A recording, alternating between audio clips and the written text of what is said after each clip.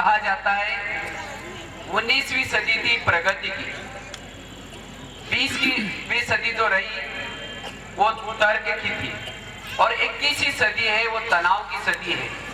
तो ऐसे तनावपूर्ण वातावरण में हमें उन तनाव से, व्यसनों से दूर रहने के लिए ये आध्यात्मिक ज्ञान बहुत काम आएगा।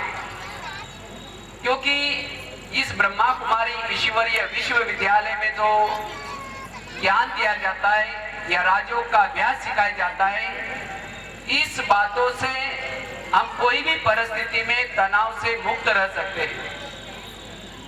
जिन्होंने वर्तमान समय हर परिस्थिति में तनाव से मुक्त रहने की, सकारात्मक सोचने की कला अपनाई, उसको हर परिस्थिति में वो बहुत ही अच्छा और सुखी भी रह सकता है। वैसे कई तो सोचते हैं मुझे तनाव तब आता है अगर कोई मेरे साथ गलत व्यवहार करता है। मैं तो इनके कभी रास्ते में जाता नहीं, मैं कभी कुछ बोलता नहीं, लेकिन जब मुझे दूसरा कोई तंग करता है तब मुझे तनाव आता है। लेकिन नहीं, अगर हमारे साथ कोई गलत व्यवहार कर रहा है इसका मतलब जरूर हमने भी कभी उसके साथ किया है। एक बहुत अच्छी कहानी मैंने कुछ दिन पहले एक मैगजीन में लिखी थी। तो कहते दो व्यक्ति कहीं जा रहे थे, एक था बेईमानी करने वाला था और दूसरा था ईमानदार करने वाला। तो दोनों कहीं जा रहे थे, तो जाते जाते रास्ते में क्या होता है, जो बेईमानी करता है उसको पैसे का पैकेट मिलता है। तो ईमानदार उसको बोलता है किसी का गिर गया होगा आप दे दो।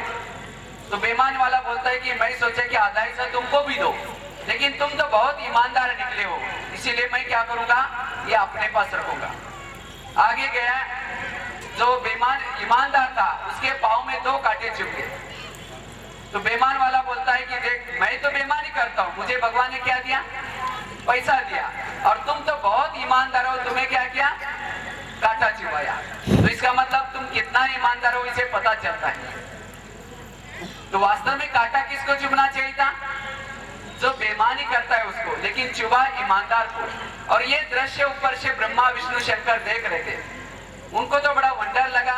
तो उनको लगता है कि भगवान के संसार में नीचे अन्याय हो रहा है। तो शिव जी के पास जाते हैं और शिव जी को बोलते हैं कि शिव जी आपके संसार में नीचे अन्याय हो रहा है। तो शिव जी ने कहा ऐसा कैसा हो ही नहीं सकता, मैं तो सदा निश्चिंत होकर रहता हूँ, क्योंकि मैंने सभी आत्माओं को समझा के भेजा है।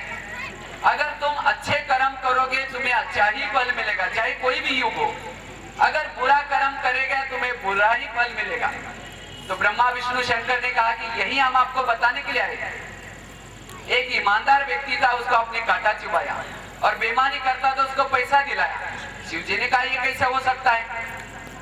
फिर उनके क्या क्या पुनर्जन्म देखे, पहले जन्म, जब पहले जन्म देखे जो बेईमानी करता था वो पिछले जन्म में ईमानदार था, और इतना ईमानदार था उसको बहुत बड़ा प्राइज मिलने वाला था। लेकिन लोगों ने उसको, जब ईमानदार था उसको उस समय तंग किया।